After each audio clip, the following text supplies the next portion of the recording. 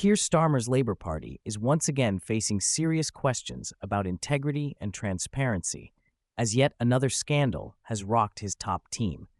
This comes just months after accusations emerged against Chancellor Rachel Reeves. Now, another senior Labour figure is under fire, adding to the growing concerns about misrepresentation and dishonesty at the highest levels of government. With Labour presenting itself as the party of trust and accountability, these latest revelations couldn't come at a worse time as scrutiny intensifies on Starmer's cabinet. The question now is, how deep does this go, and what does it mean for Labour's credibility? Stay tuned as we break down the latest controversy, the political fallout, and why this midweek bombshell is turning into one of the biggest embarrassments for Labour yet. But first, hit the like button and subscribe to the channel for more. The integrity of Keir Starmer's cabinet is once again under fire, as Business Secretary Jonathan Reynolds has been accused of falsely claiming to be a solicitor despite never actually qualifying for the role. This revelation has only added to the growing controversy surrounding Labour ministers allegedly misleading the public about their past careers. Let's break down exactly what happened, why this is a serious issue, and what it says about Starmer's leadership. Did Reynolds lie about being a solicitor? Jonathan Reynolds, now business secretary, had previously described himself as a solicitor who worked at the Manchester office of Addleshaw Goddard, a prestigious law firm. In 2014, he told Parliament, "I worked as a solicitor in Manchester city centre."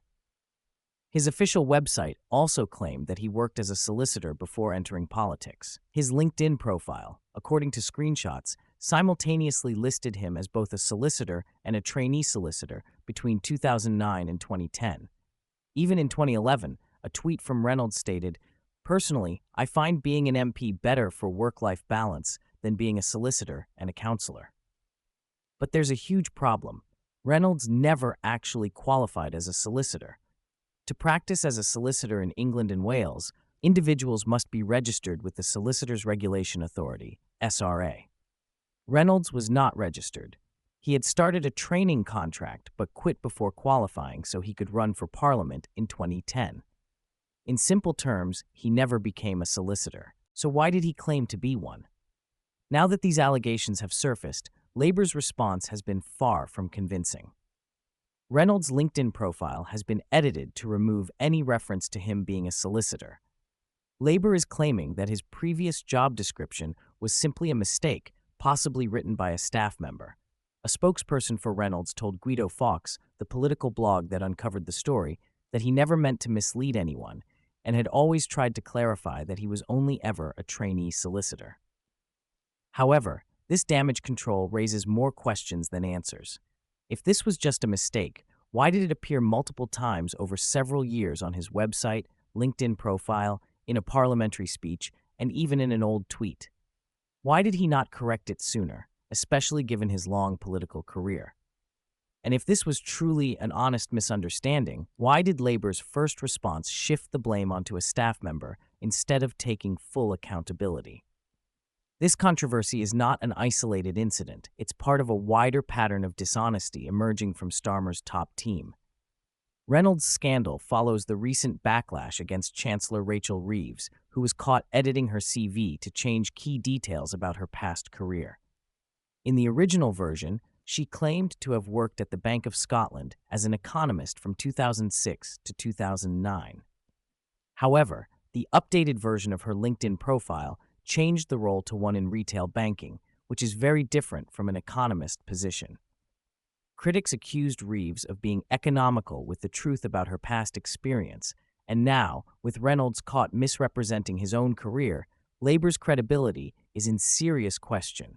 This scandal has already sparked a major backlash from the opposition. Shadow Justice Secretary Robert Jenrick slammed Reynolds, saying, "Reynolds was never a solicitor. Like the Chancellor, the business secretary fabricated his CV." An archived version of Reynolds' website clearly stated that he worked as a solicitor at Addleshaw Goddard. The updated version now admits that he was merely offered a training contract at the firm. So which one is true? If he never finished his training, then calling himself a solicitor was completely misleading.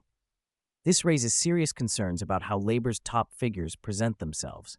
Are they exaggerating their credentials to appear more qualified? If so, what else have they misled the public about? These latest revelations further damage Starmer's credibility. First, Rachel Reeves was caught editing her CV to make her experience sound more impressive. Now, Jonathan Reynolds has been caught falsely claiming to be a solicitor when he never actually qualified. Labour's excuses have been weak, shifting the blame instead of taking responsibility. If two senior members of Starmer's cabinet have already been caught misrepresenting their past, how many more will follow? This is about trust. If Starmer's closest allies aren't being honest about their own careers, how can the British public trust them to be honest in government? What do you think? Was this an honest mistake, or did Reynolds deliberately mislead the public?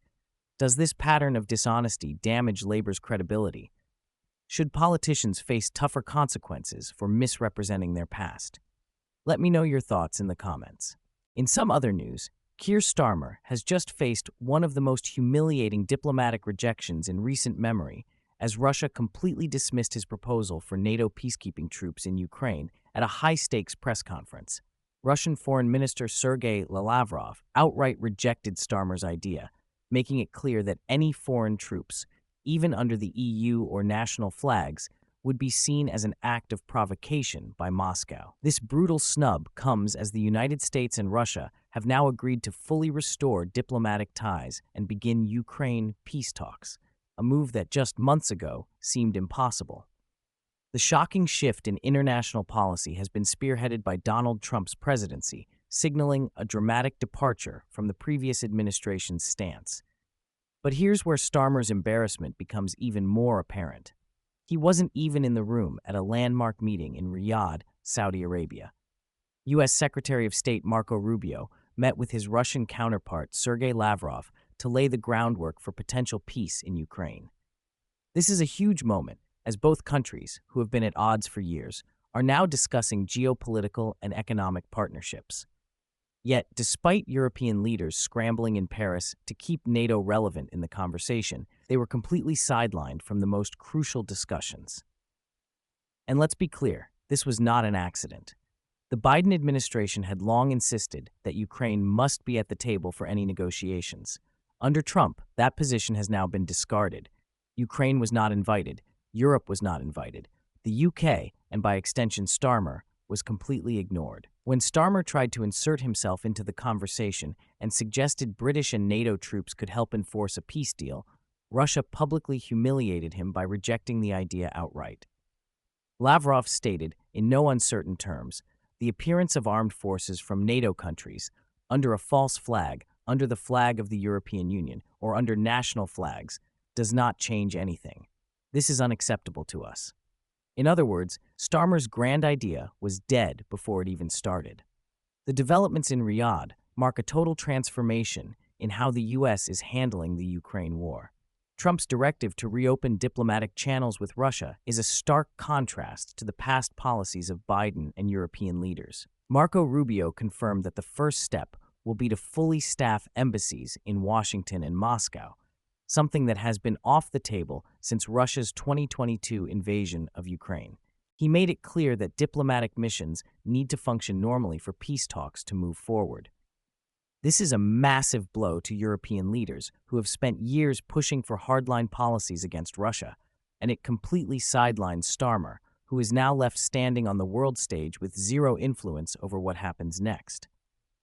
Meanwhile, Ukrainian President Volodymyr Zelensky has been left in an impossible position as Starmer's plan was flatly rejected. Ukraine itself was shut out of the Saudi talks entirely. Zelensky, currently visiting Turkey, made it clear that Ukraine will not recognize any deal that does not include them in the process. He doubled down on his demand for a full return to Ukraine's 2014 borders, insisting that, no matter how difficult it is for us, Ukraine will not legally recognize the parts occupied by Russia. The East is ours, Crimea is ours. But the reality is, Zelensky may not have a choice.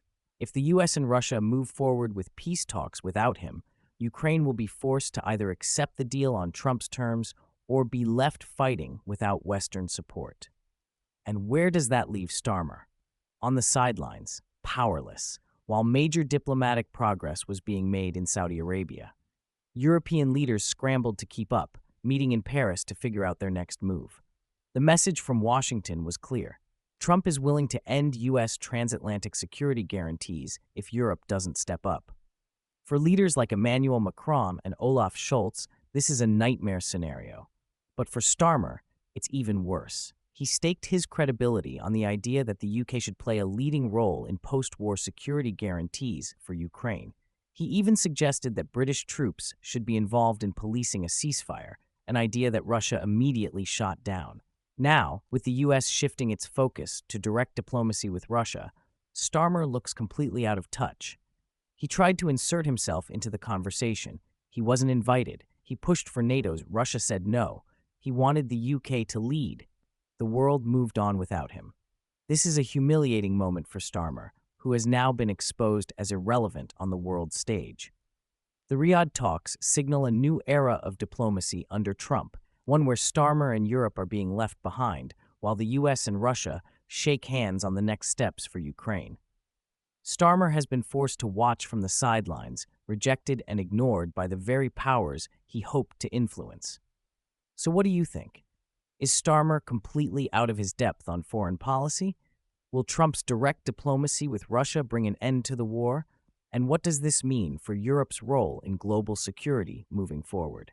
What are your thoughts on what we discussed in today's video? Let me know down in the comments, and make sure you like the video and subscribe to the channel for more updates.